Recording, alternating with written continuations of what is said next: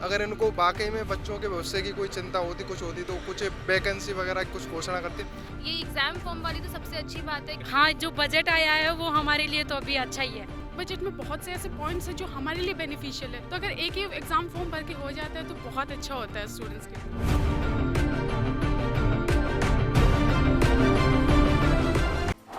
राजस्थान विधानसभा में बजट पेश हो चुका है और ये बजट गहलोत के कार्यकाल का आखिरी बजट था और उन्होंने सभी वर्गों को साधने की कोशिश की है, सभी को ध्यान में रखकर, और ख़ास तौर पर जैसा कि कहा जा रहा था कि युवाओं को ध्यान में रखकर ये बजट पेश किया जाएगा। अब आज हम ग्राउंड रिपोर्ट के जरिए जानेंगे कि युवा जो बजट पेश हुआ है उसके बारे में क्या सोचते हैं और उनका क्या मानना है, क्योंकि इसी साल के अंत में विधानसभा चुनाव होने हैं और गहलोत ने अपना भाला फेंक दिया है। अब देखना होगा कि ये भाला उनके पाले में जाके गिरता है या किसी और के पाले में। आपका क्या नाम है भैया? मेरा नाम बलराम चौधरी है, मैं अजमेर से हूँ। आप अजमेर से हो, पढ़ाई कर रहे हो? यस सर, मैं अभी यहाँ कोचिंग कर रहा हूँ जयपुर में। तो उन्होंने कहा है कि हम 1.5 लाख से अधिक युवाओं को रोजगार देंगे, क्या लगता है दे पाएंगे?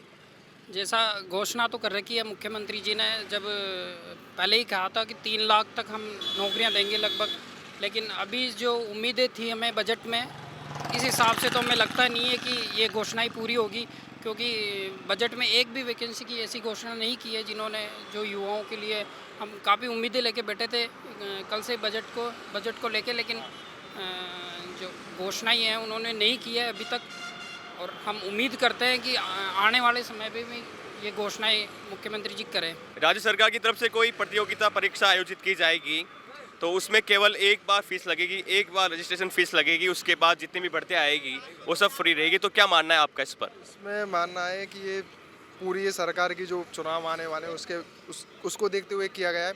अगर इनको वाक़ई में बच्चों के भविष्य की कोई चिंता होती, कुछ होती तो कुछ वैकेंसी वगैरह की कुछ घोषणा करते, लेकिन इन्होंने बजट में कुछ नहीं, मतलब ऐसी कोई घोषणा नहीं की अब तक। और जो बात रही है आपकी, जो प्रतियोगी परीक्षा होंगी उनमें फीस वगैरह की, तो ये सब जो चुनाव आने वाले चुनाव हैं जो भावी पीढ़ी के, उनको देख के की गई है। लेकिन आज के ज़माने में सब बच्चे जागरूक हैं और सब सरकार की नीतियों को समझते हैं, और इससे चुनाव पर कोई ज़्यादा इफेक्ट नहीं पड़ने वाला। अच्छा, क्या लगता है किसी सरकार बनेगी अब? सरकार तो भाई ये चेंज होगी। चेंज होगी? जैसा होता आया है कि बता दें कि राजस्थान में एक बार बीजेपी, एक बार कांग्रेस, ये सिलसिला काफ़ी दशकों से चल रहा है। अब देखते हैं कि जो बजट पेश हुआ है ये अब क्या काम करता है गहलोत सरकार के लिए।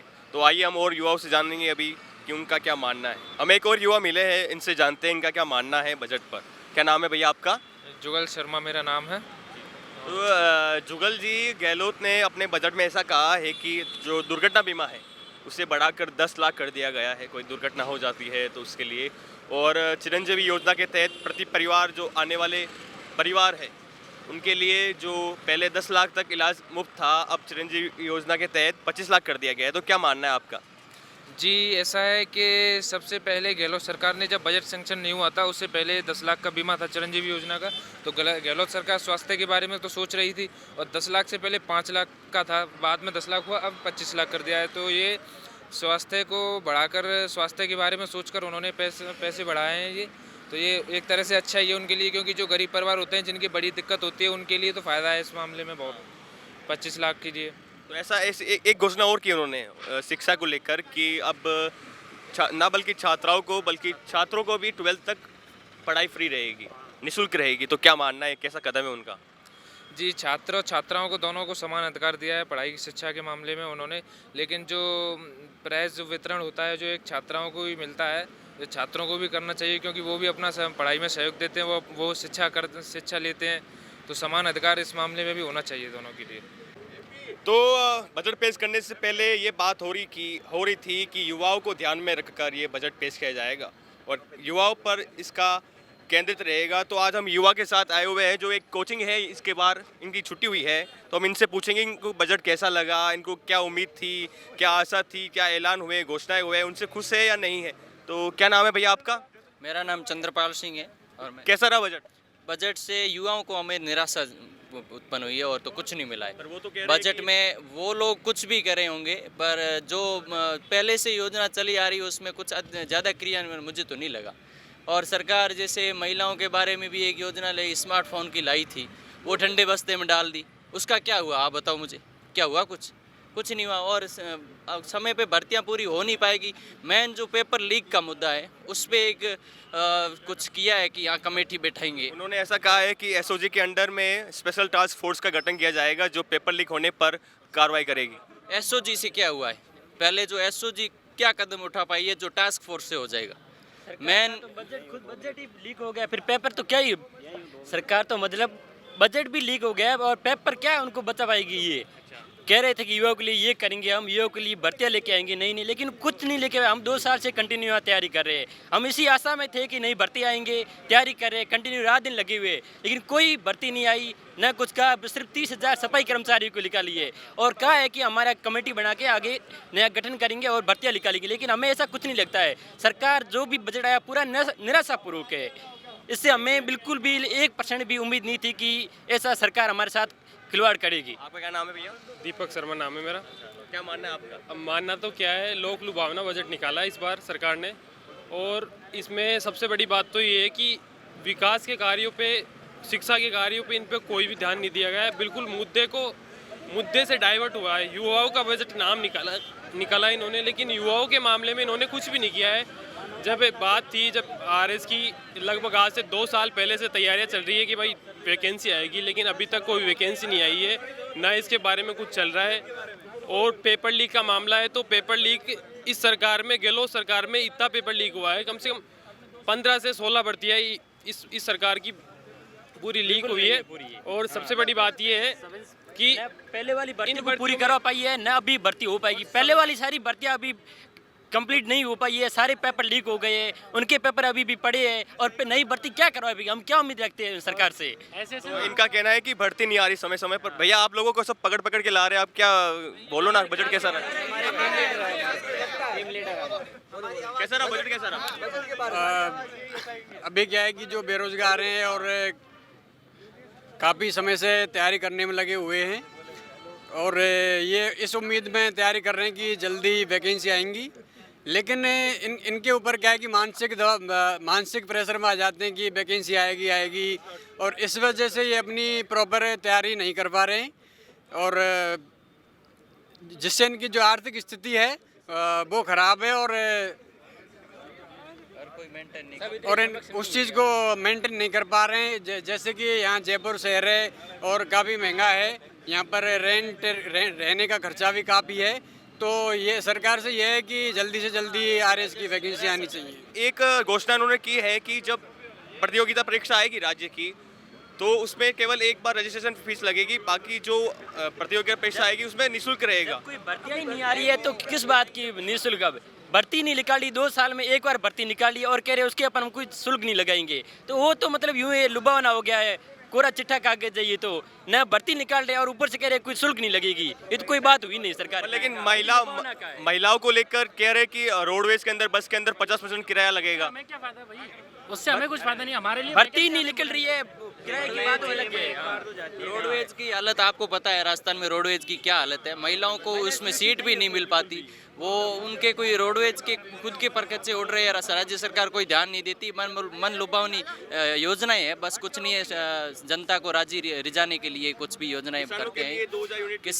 किसानों के लिए यूनिट 2000 यूनिट गांव में जाके देखो, वहाँ पे उनको समय पे 5-6 घंटे लाइट भी नहीं मिल पाती और वो जो अधिकारी है मन में बैठे वो अपने खुद के स्तर पर अपना वर्चस्व लड़ाते हैं। बाकी सरकार का इसमें कोई इंटरफेयर नहीं है और न कुछ समय पर इसका क्रियान्वयन हो पाता है। बिजली की किल्लत है, जो गाँव में जाके वहाँ देखो आप, थेड अंतिम सिरे तक की राजस्थान में गाँव में किसानों को कितनी बिजली मिल पाती है? 5-6 घंटे भी बिजली नहीं मिल पाती है।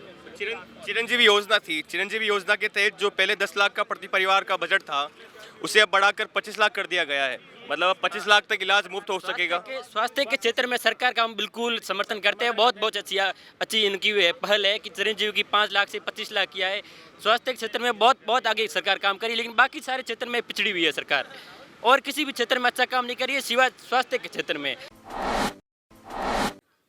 तो हम अभी राजस्थान यूनिवर्सिटी आए हुए हैं और यहाँ पे कैफेटेरिया है जहाँ पर ये कुछ नाश्ता कर रहे हैं। तो जो कल बजट में घोषणा हुई है कि बसों के अंदर महिलाओं और इन सब के लिए 50% छूट रहेगी, 50% ही किराया लगेगा। और उज्ज्वला योजना के तहत जो लोग हैं 76 लाख परिवार है उन्हें 500 रुपये में गैस सिलेंडर मिलेगा। तो इनकी प्रतिक्रिया जानते हैं और इनकी क्या राय है। बहुत ही अच्छा कदम उठाया है सरकार ने, लेकिन मैं ये कहना चाहूँगी कि सरकार जब चुनाव आए सिर्फ तभी ये कदम ना उठाएं, हमेशा ऐसे मतलब कुछ ना कुछ करते रहें जो उनका काम है, लोगों की सेवा करना। बाकी ये बहुत ही अच्छी बात है कि उन्होंने 50% जो है उसमें किराए में माफ़ी करी है महिलाओं के लिए। और ये एग्ज़ाम फॉर्म वाली तो सबसे अच्छी बात है, क्योंकि इतने सारे फॉर्म भरते हैं तो इतना पैसा लग जाता है। हम तो खुद यही सोचे रहते हैं घर से पैसे आए और ये तो फॉर्म में लग जाएंगे। तो ये बहुत ही मतलब अच्छा कदम है कि कम से कम एक ही बार लगेगा और उसके बाद फ्री होगा जो भी तो है। आपकी सेविंग पूरी इसमें एग्जाम फॉर्म में निकल जाती थी। निकल ही जाती है कि भाई हर महीने कुछ ना कुछ निकलता रहता है, कोई वैकेंसी आ जाती है, फिर उसके बाद इसके 1200 रुपये हैं, ये करके फिर जो भी घर से पैसे आते हैं लगभग निकल ही जाते हैं उधर। तो फिर ये अच्छा मतलब काफ़ी सही है, ये होना भी चाहिए। जैसे वन टाइम रजिस्ट्रेशन किया था उन्होंने SSO-ID पे, वैसा ये भी वन टाइम करो और उसके बाद सही है मतलब ये। मेरा नाम है कीर्तिका और मैं यहाँ से B.Lib से अपना आगे मतलब स्टडी परस्यू कर रही हूँ। तो मैं भी इस चीज़ से एग्री करूँगी कि अब जैसे हमारी जो भी सेविंग्स होती है तो मोस्टली वो फॉर्म्स में ही लग जाते हैं, क्योंकि ग्रेजुएशन बाद के सारे ही फॉर्म्स मतलब आप जो भी अपनी बाकी की पढ़ाई शुरू कर देते हो तो इसके लिए सारे फॉर्म्स की फ़ीस उसी में लग जाती है उसमें। तो इसलिए ये एक बहुत अच्छा कदम है गवर्नमेंट का कि वो हमारी मतलब इसमें एक बार आप रजिस्ट्रेशन करवा दोगे तो उसके बाद आपकी फ़ीस माफ़ हो जाएगी। तो ये बहुत अच्छा कदम है तो गवर्नमेंट का। बजट को लेकर बात करते हैं कि जैसे कि घर के अंदर पहले 50 यूनिट थी, अब उससे बढ़ाकर 100 यूनिट कर दिया गया है। तो क्या मानना है, 100 यूनिट बिजली मुफ्त रहेगी अब? तो ये भी एक अच्छा कदम ही है कि अगर जैसे लाइट वगैरह का तो अभी अपन देखते हैं कि बहुत ज़्यादा यूज़ है और बीच में लाइट में बहुत ज़्यादा कमी भी आ गई थी। तो यहाँ पे तो जयपुर तो जैसे मेन कैपिटल है तो यहाँ पे तो फिर भी कटौती नहीं होती थी, पर हमारे गांव में इतनी ज़्यादा कटौती हुई है। तो ये अच्छा है कि अब हर जगह मतलब लाइट लोग यूज़ कर पाएंगे, तो अच्छी बात है। हमारे साथ कुछ लड़कियां हैं जिनसे हम बात करेंगे कि जो बजट पेश हुआ है उन पर उनकी क्या राय है। मैम क्या नाम है आपका? शाम्भवी ठाकुर। मैं राजस्थान यूनिवर्सिटी में MSc जूलॉजी के सेमेस्टर 1 की स्टूडेंट हूँ।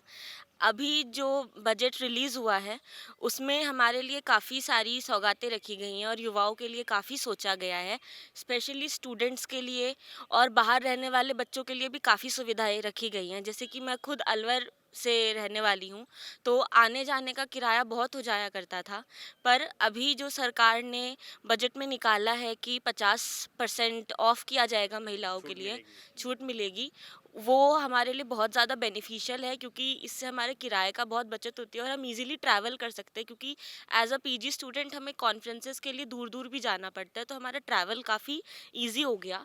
और इसके अलावा जो सरकार ने ये निकाला है कि कंपटीशन एग्ज़ाम्स होंगे उनके लिए आपको एक ही बार फीस रजिस्ट्रेशन करनी है, उसके बाद नहीं करनी है। ये तो सरकार ने one of the best decisions लिया है, क्योंकि जो भी एग्ज़ाम्स होते थे उनमें सब में अलग अलग फ़ीस देना बहुत ज़्यादा कॉस्टली हो जाता था और इस वजह से हम सारे फॉर्म्स नहीं भर पाते थे, क्योंकि एक एक फॉर्म में अलग अलग भरना इतना अफोर्ड नहीं कर सकते हम, क्योंकि हमारा बाहर रहते हुए वैसे भी बहुत सारा खर्चा होता है। तो बहुत सारी अपॉर्चुनिटीज़ जो है वो हम मिस कर देते थे, पर इसके कारण से अब हम काफ़ी सारी अपॉर्चुनिटीज़ को ग्रैब कर पाएंगे और ये हमारे करियर के लिए और फ्यूचर के लिए बहुत अच्छा रहेगा। मेरा नाम प्रियंका यादव है और मैं MSc बॉटनी फर्स्ट की सेमेस्टर की स्टूडेंट हूँ। मेरा ये मानना है कि जो गवर्नमेंट ने अभी जो बजट पेश किया है उसमें जो पहले 500 यूनिट थी किसानों के लिए, अभी जो उन्होंने 2000 यूनिट की है बिजली की फ्री, वो बहुत ही बेनिफिशियल है। क्योंकि किसान की एक तो राजस्थान है वैसे ड्राई एरिया है और किसान को काफ़ी हेल्प हो जाती है इरीगेशन में। जब उसे इतनी यूनिट्स फ्री मिलेंगी तो उसकी फसल में प्रॉपर इरीगेशन होगी, उसकी प्रॉपर ग्रोथ होगी, क्योंकि एक किसान होता है वो उस खेती पे ही डिपेंड करता है। अगर वही प्रॉपर नहीं हुई तो उसका फिर क्या ही फ़ायदा। तो ये जो यूनिट मिली है, जो हमें 2000 यूनिट मिली है किसानों के लिए, मुझे बहुत बेनिफिशियल लगा है, स्पेशली क्योंकि मेरे ग्रैंडफादर भी एक फार्मर है और मैं एक फार्मर फैमिली से बिलोंग करती हूँ। तो मुझे पता है कि खेती कैसे होती है, क्या होती है, और एक पूरी फैमिली जो होती है वो उसी पे डिपेंड करती है। हाँ, खेती पे डिपेंड करती है। तो राजस्थान के अंदर इसी साल के अंत में विधानसभा चुनाव होने हैं, तो ये चुनावी बजट था। तो क्या लगता है कि गवर्नमेंट का इस तरह से बजट पेश करना और सौगात देना लोगों को, तो क्या ये वापस रिपीट हो सकती है? हाँ, हो सकती है, क्योंकि अगर बेसिकली जो लोग, जो जनता है, जो मतलब पॉलिटिशियंस को चुनती है, जो सरकार को चुनती है, वो किस लिए चुनती है? क्योंकि वो हमारे लिए कुछ करें। अगर क्योंकि ये बजट में बहुत से ऐसे पॉइंट्स हैं जो हमारे लिए बेनिफिशियल है, तो मुझे लगता है कि ये आगे भी जाने चाहिए। क्योंकि अगर या राजस्थान की पब्लिक को मिला है, तो मुझे लगता है कि पूरे इंडिया की जो पब्लिक है, जो जनता है, जो सरकार को वोट देती है, बनाती है, तो जो सरकार बजट पेश कर रही है, तो वो पूरी जनता के लिए बेनिफिशियल होना चाहिए ना। क्योंकि अभी तो जैसे स्टेट बजट था, तो जो मतलब नेशनल बजट निकले, उसमें भी हम चाहते हैं कि मतलब ऐसे ही कुछ बेनिफिशियल पॉइंट्स हो।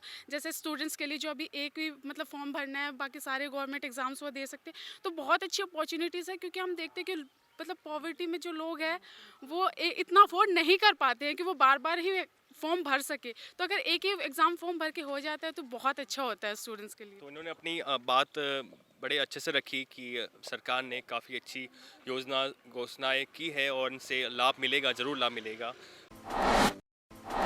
हमने काफ़ी युवाओं से बात की बजट को लेकर। आज हमारे साथ एक स्टूडेंट है जो कि एनसीसी कैंडिडेट है, और इनसे बात करते हैं कि जो बजट पेश हुआ है उन पर इनका क्या मानना है। क्या नाम है आपका? पूजा चौधरी। तो ये कैसा बजट रहा है? देखिए, जो बजट था, जो इसके बारे में पहले से बताया जा रहा था कि ये युवाओं को समर्पित है, तो इसमें जो बजट में सबसे ज़्यादा बातें कही गई है वो युवाओं पर और महिलाओं के ऊपर कही गई है सबसे ज़्यादा बातें।